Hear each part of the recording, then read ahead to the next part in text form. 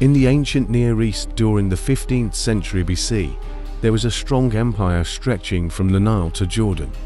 This power was the Kingdom of Egypt, a state which asserted its dominance over the ancient world. At the head of the state was Thutmose II and his great royal wife, Hatshepsut, daughter of Thutmose I. After his death, his young son, Thutmose III, became the pharaoh of the dominion, and his mother became a co-regent. Thutmose III would become an expansionist leader, taking over 350 cities and conquering most of the Levant. However, he would face a large rebellious coalition of Canaanite vassal states under the king of Kadesh. In this video, we are going to look over Thutmose's campaign in the Near East, Canaanite rebellion, and the confrontation between these two belligerents at Megiddo, history's oldest documented battle.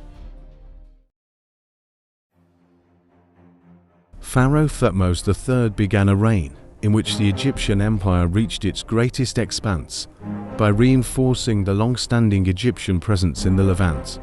After waiting impatiently for the end of his regency by the Egyptian pharaoh Hatshepsut, he immediately responded to a revolt of local rulers near Kadesh in the vicinity of modern-day Syria, as Egyptian buffer provinces in the land of the Amru, along the border with the Hittites, attempted to change their vassalage.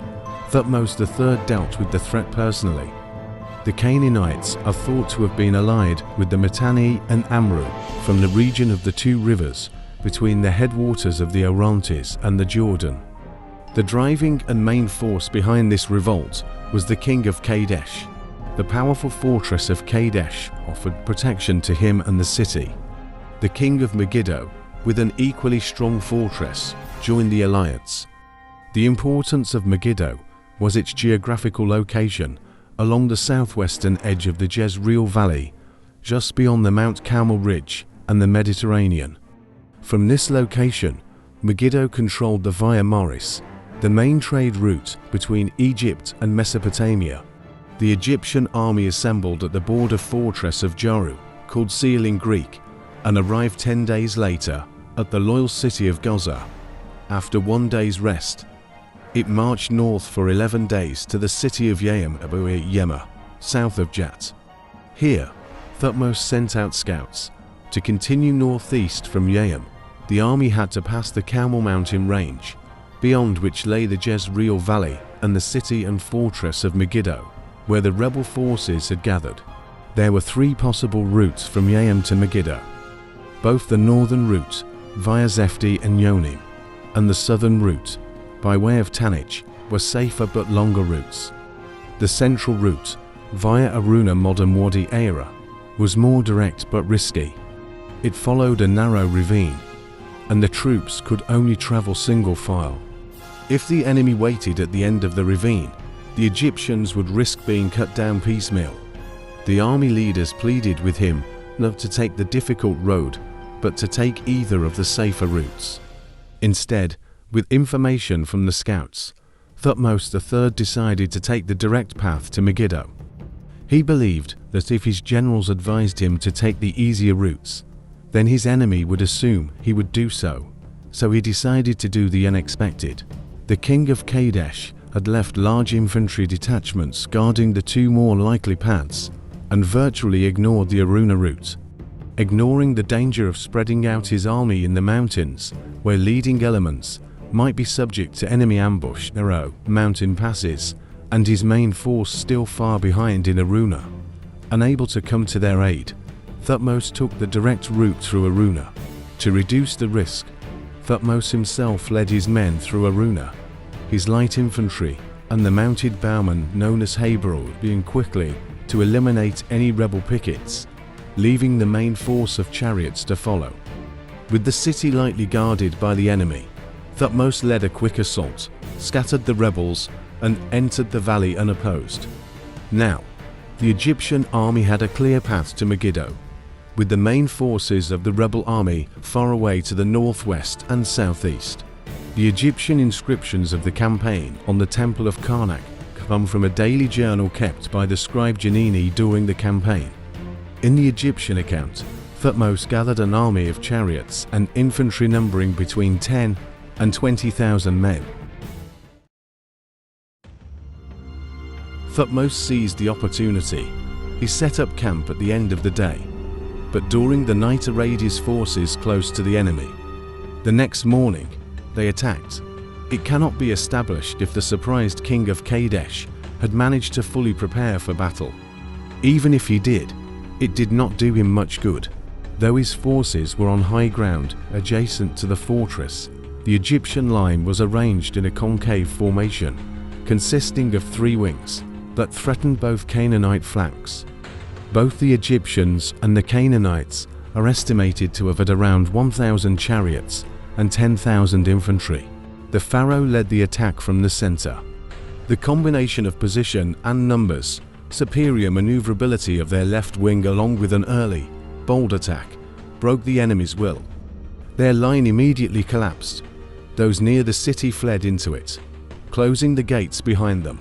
The Egyptian soldiers fell to plundering the enemy camp. During the plunder they captured 924 chariots and 200 suits of armor. Unfortunately for the Egyptians, during this confusion, the scattered Canaanite forces, including the kings of Kadesh and Megiddo, were able to rejoin the defenders inside the city. Those inside lowered tied together clothing to the men and chariots and pulled them up over the walls. Thus, the opportunity of a quick capture of the city following the battle was lost. The city was besieged for 7 months and the king of Kadesh escaped. Thutmose built a moat and a wooden palisade, eventually forcing its occupants to surrender. At Karnak it is recorded that the victorious army took home 340 prisoners, 2,041 mares, 191 foals, 6 stallions, 924 chariots, 200 suits of armor, 500 bows, 1,929 cattle, 22,500 sheep, and the royal armor, chariots and tent poles of the king of Megiddo. The city and citizens were spared. A number of other cities in the Jezreel Valley were conquered, and Egyptian authority in the area was restored. Egypt's realm was expanded by this campaign. As Paul K. Davis wrote, by re-establishing Egyptian dominance in Canaan, Thutmose began a reign in which Egypt reached its greatest expanse as an empire. Thutmose required from the defeated kings that they each send a son to the Egyptian court. There, they received an Egyptian education. When they returned to their homelands, they governed with Egyptian sympathies. Nevertheless, the victory at Megiddo was only the beginning of the pacification of the Levant. Only after several further campaigns, conducted almost annually, was the unrest called. One unanticipated result came in the form of the word Armageddon, which took its root from Megiddo's name. During Thutmose III's first campaign in the Levant, his personal scribe, Janini, kept a daily journal on parchment. In approximately his 42nd regnal year, many years after his campaigns in the Levant had ended, Thutmose III instructed his artisans to inscribe his military exploits into the walls of Amun-Re's temple at Karnak. The annals describe in lavish detail 14 campaigns led by Thutmose in the Levant, the booty gained through his campaigning, tribute received from conquered regions, and, lastly, offerings to Amun-Re. The sequence of depictions indicates the new kingdom's belief on the interactions of the gods with warfare, praise and offerings to the deities in exchange for their divine help in war. Additionally, the annals show the long-lasting effects of the Battle of Megiddo. After Thutmose's victory at Megiddo and his successful campaigns in the Levant over the next 20 years, Egypt's rise to power in the international community and its evolution into an empire is evident in the annals. Depictions show international diplomacy through the giving of gifts from Babylon, the Hittite Empire, and other prominent and powerful regions during this time period.